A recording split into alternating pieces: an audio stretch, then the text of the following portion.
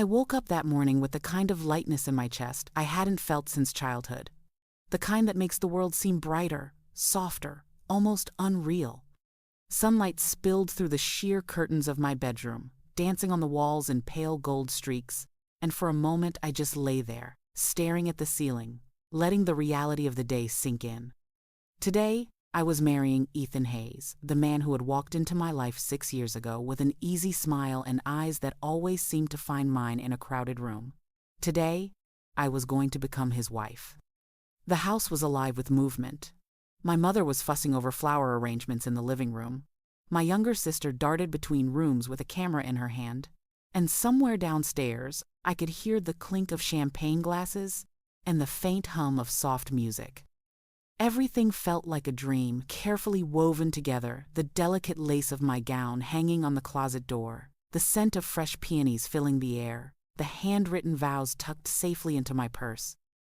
As I sipped my morning tea, I let my mind wander back to the first time I met Ethan. It was raining, the kind of relentless rain that soaks you to the bone, and I had ducked into a bookstore to escape the storm. He was there too, browsing the same aisle, and we both reached for the same novel at the exact same moment. He laughed first, a low, warm sound, and I remember thinking I could listen to that laugh for the rest of my life. And now, here I was, hours away from calling that man my husband. Everything felt right, destined, as if the universe had quietly conspired to bring us to this moment. My friends teased me that I was too romantic, too idealistic, but I didn't care. I believed in love, in the kind that wasn't just passion and butterflies, but comfort, partnership, and home. Ethan had become all of that to me. As the clock inched closer to noon and the makeup artist arrived, my heart beat faster. Soon, I would walk down the aisle, and the life I had always dreamed of would finally begin. The night before the wedding, the world still looked perfect on the surface. The rehearsal dinner was held in the garden of the old family estate. Fairy lights strung above the long wooden table, wine glasses catching the glow of lanterns, and laughter bubbling in the cool evening air. Everyone seemed to be floating in a haze of celebration, except Ethan. At first, I didn't notice. I was too busy smiling for photos, thanking guests for traveling, making sure my parents were comfortable. But every time I glanced toward him, he seemed elsewhere. His smile was slower, thinner. He laughed at the right moments, but it didn't reach his eyes. When I asked if he was okay, he brushed it off. "Just tired," he said, squeezing my hand before pulling it away too quickly. Later, when I was greeting his mother, I saw him staring at his phone under the table, his brows drawn in a tight line. Something twisted in my chest. Maya noticed too. She leaned closer when we were alone by the dessert table, her voice dropping low. "He's acting weird, Clara, distant. Like his head's somewhere else." I laughed it off, maybe a little too loudly. "It's just nerves. You know how he gets." But even as I said it, my stomach churned. That night, lying in bed, surrounded by wedding magazines and half-packed bags, I replayed the evening over and over. The way he avoided my gaze. The way his phone seemed more interesting than the conversation around him. Maybe it was nothing. Maybe he was just anxious about the vows, or overwhelmed by all the attention. Still, a small, unwelcome voice whispered from the back of my mind, a voice I tried desperately to ignore. What if something's wrong? I silenced it with dreams of tomorrow, of lace and vows and forever. After all, Ethan loved me. He had chosen me. And tomorrow, everything would be perfect. At least, that's what I told myself as I drifted off to sleep, completely unaware that the cracks I had noticed were not temporary. They were the first signs of everything beginning to fall apart. The morning unfolded like a fairy tale. The sky was an endless, cloudless blue. Sunlight filtered softly through the stained glass windows of St. Matthew's Chapel, and the scent of white roses lingered in the air. Guests arrived in clusters, their laughter echoing off the stone walls as they took their seats, dressed in their finest clothes. My heart was pounding, my palms slick with nerves as my mother fixed my veil one last time and whispered, "You're going to be so happy, sweetheart." And I believed her. Every step down that corridor toward the ceremony felt like walking into a new chapter of my life. When the music began, that familiar melody Ethan and I had chosen together months ago, my chest tightened with joy. My father offered his arm, and I took it, blinking back tears as the heavy wooden doors swung open. All eyes turned toward me. Cameras flashed. Gasps rippled through the room. I spotted Maya near the front row, already crying, and next to her, Ethan's parents, looking proud. But Ethan wasn't there. The space where he should have been just a few steps from the altar, under the soft glow of the afternoon light, was empty. At first, I thought maybe he was late. Maybe he had been delayed talking to someone, or fixing a wardrobe mishap. The officiant glanced nervously at his watch, but continued smiling. 5 minutes passed, then 10. My father shifted uneasily beside me. A low murmur started among the guests. "Is everything okay?" someone whispered. "Maybe there's traffic," another guessed. But I knew he was already here. His car had been in the parking lot when I arrived. 20 minutes. The string quartet faltered and fell silent. Sweat prickled at the back of my neck beneath the lace of my gown. 30 minutes. My mother rose from the front pew, tears streaking her cheeks. I tried to breathe, tried to believe this wasn't happening, but every passing second made the truth harder to deny. Ethan wasn't coming. And then the whispers changed, no longer curious but pitying, sharp as glass. He left her. Can you imagine? Poor thing. My legs trembled, but I didn't cry. I just stood there, a bride without a groom, a promise without a future, as my dream day crumbled around me in slow motion. By the time I left the chapel, my veil was gone, my bouquet wilted, and the smile I had worn all morning had vanished completely. Cameras followed me down the church steps, friends calling my name, relatives trying to touch my arm, but their voices felt distant, muffled, like I was underwater. I don't even remember how I got home, only that I was suddenly in my childhood bedroom, still in my gown, mascara streaked across my cheeks, staring blankly at the ceiling. My phone wouldn't stop vibrating. Calls from Ethan's parents. Dozens of messages from friends. Notifications piling up from social media. Photos of me at the altar, standing alone. Headlines calling it, "The Wedding That Never Happened." Hashtags with my name attached. Each one was a knife twisting deeper. I turned my phone face down and crawled beneath the covers, desperate to disappear. Maya came by that evening with soup and tissues, sitting on the edge of my bed without saying a word. When I finally spoke, my voice sounded foreign. Why would he do this? Why didn't he just tell me? She didn't have an answer. No one did. My parents tried, 2 gentle knocks on the door, whispered reassurances that I wasn't to blame, but their pity made me feel smaller, weaker, more pathetic. I didn't want comfort. I wanted the truth. Days blurred together. I ignored the doorbell, silenced my phone, drew the curtain shut. Every time I closed my eyes, I saw the empty space at the altar. Every time I drifted off, I woke up hearing the echo of whispers and laughter that weren't there.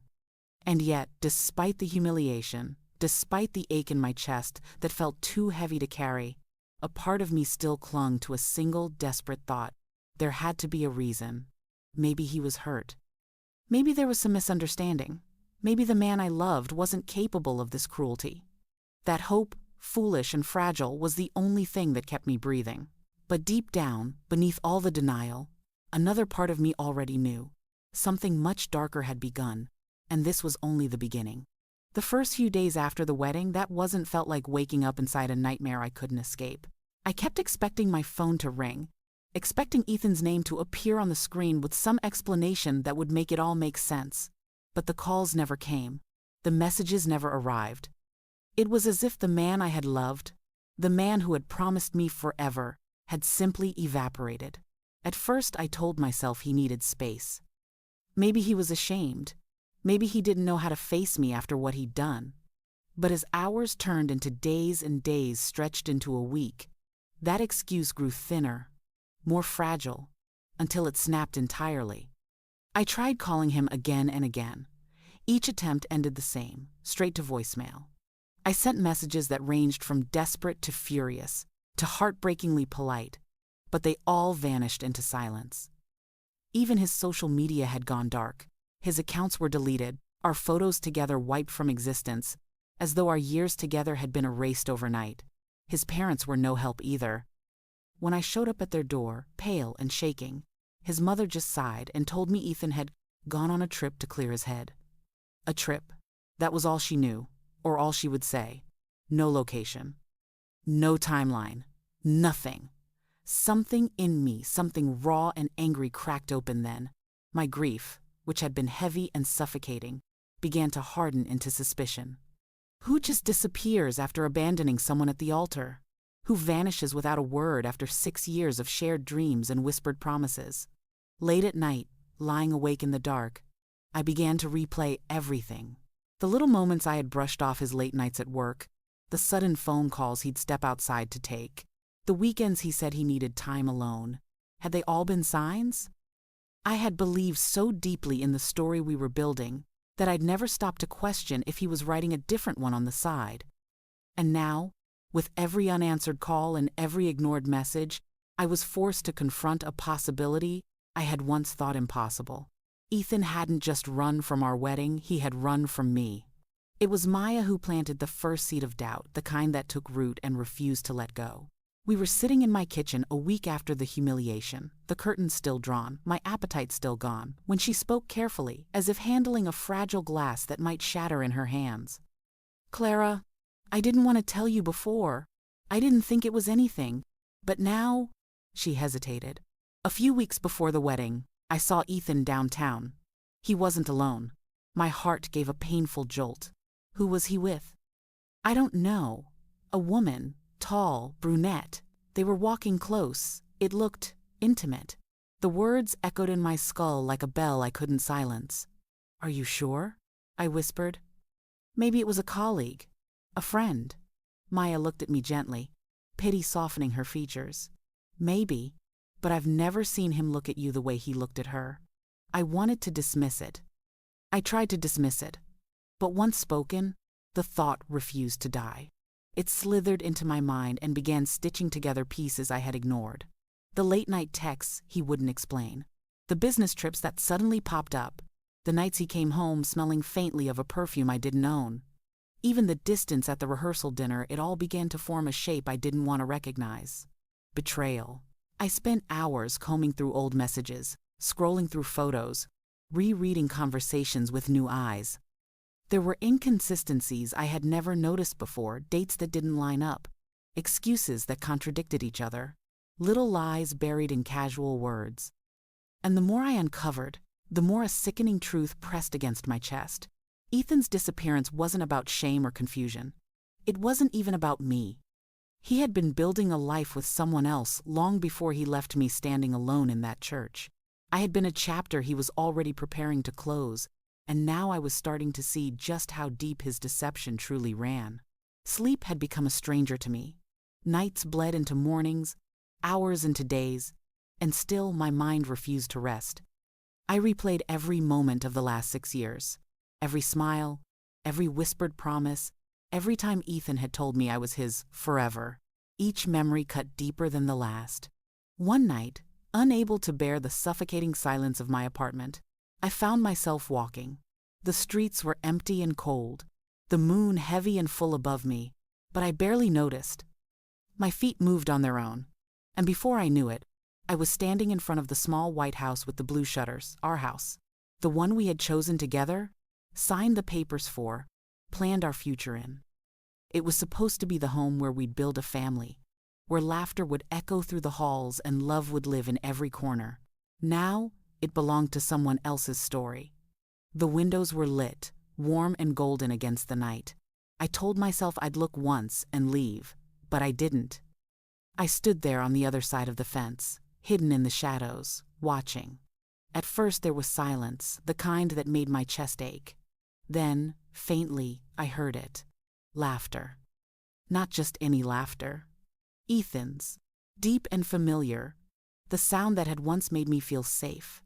Only now, it was sharper, crueler, laced with something mocking.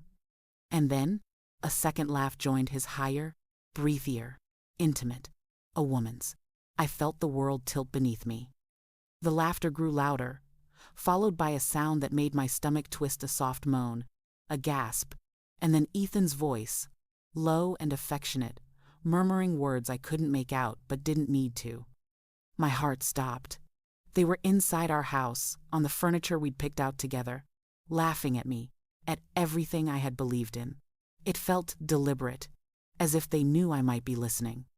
Tears burned hot and fast down my cheeks, but beneath the humiliation, something else began to stir, something darker, sharper, anger, rage, resolve. I pressed my shaking hands into my coat pockets and forced myself to breathe. That laughter wasn't going to destroy me. It was going to fuel me. If Ethan thought he had broken me, he was wrong. That night, as their voices echoed through the empty street, I made myself a silent promise. I would never be their punchline again. After that night, the rose-colored glass I had been clinging to finally shattered. In the cold light of reality, I began to see things I had refused to acknowledge for years. I saw the subtle ways Ethan had chipped away at me, the offhand comments disguised as jokes, the moments he dismissed my concerns with a charming smile, the times he'd twisted arguments until I ended up apologizing for things I hadn't done. I remembered the night I got the promotion I had worked so hard for, and how his first response wasn't pride but a quiet, "Don't let it go to your head." I remembered when I told him one of his late nights made me feel insecure, and he laughed, calling me dramatic and clingy. I remembered how he slowly isolated me, how he made excuses when I wanted to see friends, how he'd sulk when I spent too much time with my family, how he always managed to make me feel guilty for wanting a life beyond him. I had called it love. I had told myself that compromise and patience were part of building a future together. But the truth was far uglier. He had been reshaping me, molding me into someone smaller, more manageable, someone who would never question the version of reality he constructed. And I had let him. I had mistaken control for devotion and manipulation for care. Sitting alone in my apartment, I stared at the engagement ring still lying on my nightstand, the same ring that once symbolized forever. It looked meaningless now, a hollow promise wrapped in gold. But instead of crumbling under the weight of that realization, I felt something powerful rise inside me. The tears that had once come so easily refused to fall.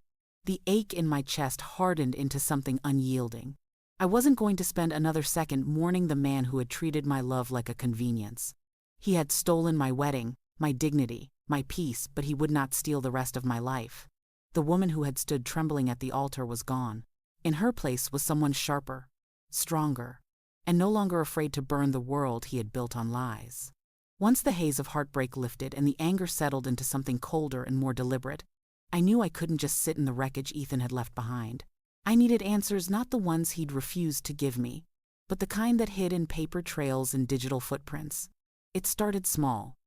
Late at night, I sifted through old bank statements and credit card bills, scrolling line by line until my eyes burned. At first, nothing seemed unusual. Then I noticed it, recurring payments to a high-end property management company I'd never heard of. The dates went back almost a year.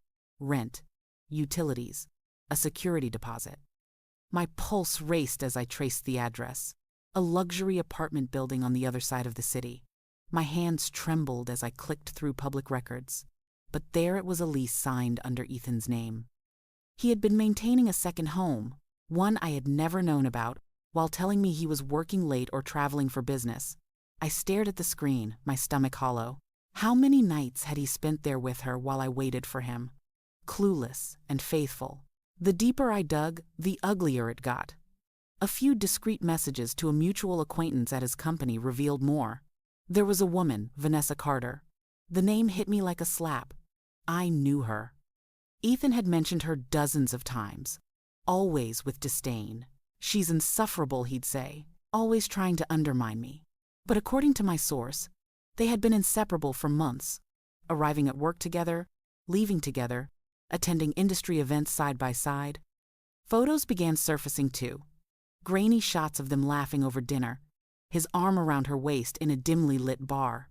The betrayal wasn't impulsive, not a last-minute decision born of panic or confusion. It was planned, carefully and quietly, like a story he had been writing behind my back, while I read from a script he no longer believed in. Every word he had spoken in those final months, every apology, every "I love you" had been rehearsed. And suddenly, the image of them laughing in our house took on a darker shape. It wasn't random cruelty. It was mockery. They hadn't just betrayed me, they had built an entire life on my naivety. And for the first time, I wasn't just a woman scorned. I was a woman preparing for war. It was Maya who brought me the final piece of the puzzle, the one that turned anger into something far sharper. "You need to see this," she said one afternoon, sliding her phone across the table.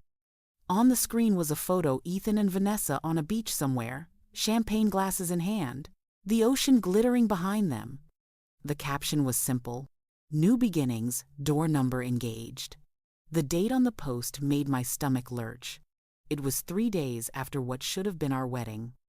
My fingers shook as I scrolled through the comments, congratulations, from colleagues, friends, even people who had RSVP'd to our ceremony. They called them a perfect match, a power couple, a love story meant to be, a laughable narrative that erased me entirely. The deeper I went, the worse it became. Through a mutual friend, I learned the truth that made my blood run cold. Ethan and Vanessa had gotten engaged months before our wedding. They had been planning a future together while he was still kissing me goodnight, still telling me how excited he was to marry me. Their so-called engagement trip, complete with beachside dinners and luxury suites, had taken place the exact same week I was supposed to be on my honeymoon. While I was locked in my bedroom trying to piece myself back together, they were sipping champagne and celebrating their new life. But the humiliation didn't end there. They had started telling people I was unstable, that I had become obsessed after the breakup, that I couldn't accept that Ethan had fallen out of love. One post even suggested I had refused to let go, as if I had imagined the altar, the invitations, the promises. Rage pulsed through my veins, hot and relentless. They had stolen my story and rewritten it to make themselves the heroes and me the villain. But I wasn't powerless anymore. I had proof: bank records, photos, messages, timelines, evidence that painted a very different picture. And as I stared at that smiling photo of Ethan and Vanessa, their happiness flaunted for the world to see, I felt a dangerous calm settle over me. They thought they had buried me under their lies, but they had no idea that I was already digging them a grave of their own. For weeks, I had been living like a ghost, hiding behind closed curtains, dodging phone calls, shrinking from the weight of public humiliation. But one morning, something inside me shifted. I woke up, stared at my tear-stained reflection in the bathroom mirror, and barely recognized the woman looking back. My cheeks were hollow, my eyes sunken, my spirit almost gone. I had been letting them win. Ethan and Vanessa had not only betrayed me, they had rewritten the story and cast me as the villain. But this wasn't the ending they were going to get. Not anymore. I brewed a pot of coffee, sat down at my desk, and opened a new folder on my laptop titled Evidence. It started as a small act of defiance: screenshots of messages, saved photos of their public posts, copies of financial documents I had already found. But the deeper I went, the more determined I became. I combed through our old emails, cataloging every promise he had made about our future promises he broke while secretly building one with someone else. I printed credit card statements showing expensive dinners on nights he'd claimed to be working late, hotel bookings in Vanessa's name, and even receipts for gifts he never gave me. Piece by piece, I began assembling a puzzle that told the truth, a timeline that exposed his lies. And with every file I saved, the shame I had been drowning in slowly transformed into strength. I started keeping a journal, too, a meticulous record of every rumor, every cruel comment they spread about me online. I wanted everything documented, every lie preserved as evidence. This wasn't just about revenge anymore. It was about reclaiming my dignity, my voice, and my future. By the time the folder was complete, it wasn't just a collection of proof, it was a weapon.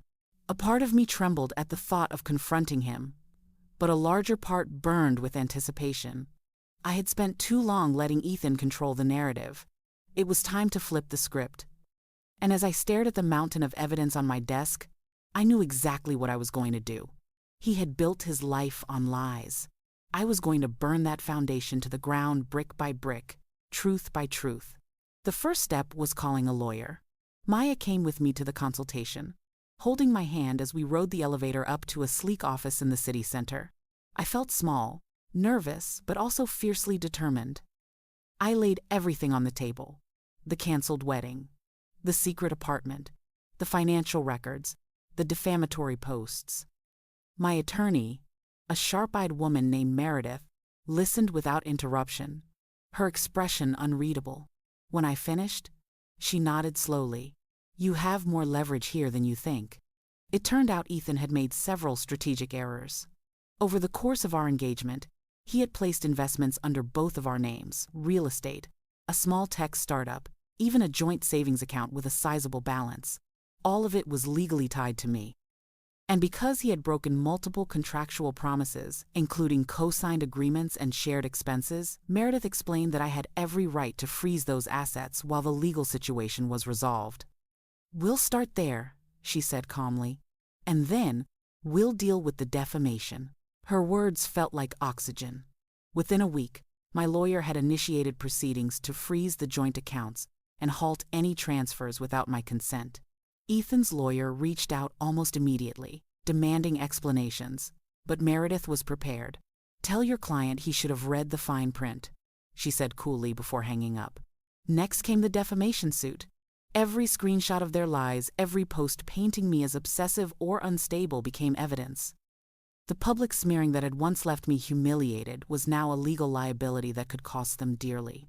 And for the first time since that awful day at the altar, I felt like I had control. The ripples were immediate. Mutual friends began reaching out cautiously, asking if the rumors were true. I didn't have to say much. Word spread quickly that Ethan was in legal trouble. Vanessa's smug post disappeared overnight, her account set to private. And Ethan? He finally reached out. A single text appeared on my phone one evening: "We need to talk." I stared at the screen for a long time before locking my phone and setting it face down. He had spoken enough lies. Now, the truth and the consequences would speak for me. I hadn't planned to attend the party. The thought of seeing Ethan and Vanessa in person, of breathing the same air, still made my chest tighten. But when a mutual friend invited me to her engagement celebration, I knew this was the moment I'd been preparing for. My heart was steady now. My evidence was ironclad.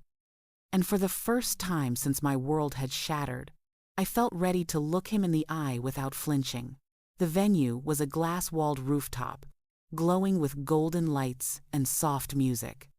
Laughter and clinking glasses filled the air as familiar faces greeted me with cautious smiles. I felt their eyes on me, their whispered speculations brushing against my back as I crossed the room. And then I saw them, Ethan and Vanessa, standing near the bar, his arm draped casually around her waist. They looked untouchable, invincible, their smug smiles practically daring me to crumble again. But I didn't. I walked straight toward them. "Clara?" Ethan said, his voice a mixture of surprise and discomfort. "Didn't expect to see you here." "I'm sure you didn't," I replied coolly, my lips curving into a smile that didn't reach my eyes. "But I'm glad I came. There's something I think everyone here should know." The music continued, but conversations began to hush as I turned to face the small crowd gathering around us. My pulse thrummed beneath my skin, but my voice was steady. "For months, I've been painted as the woman who couldn't let go, the obsessive ex-fiancée who couldn't accept that her relationship ended. But here's the truth." I reached into my purse and pulled out a neat folder, sliding photos and documents onto the table one by one. Screenshots of their messages, bank statements showing money funneled into their shared apartment, the engagement announcement posted days after our wedding date, and finally a notarized record of Ethan's fraudulent financial activity, proof of his manipulation and deceit. Gasps rippled through the group. Vanessa's smile faltered. Ethan's face drained of color.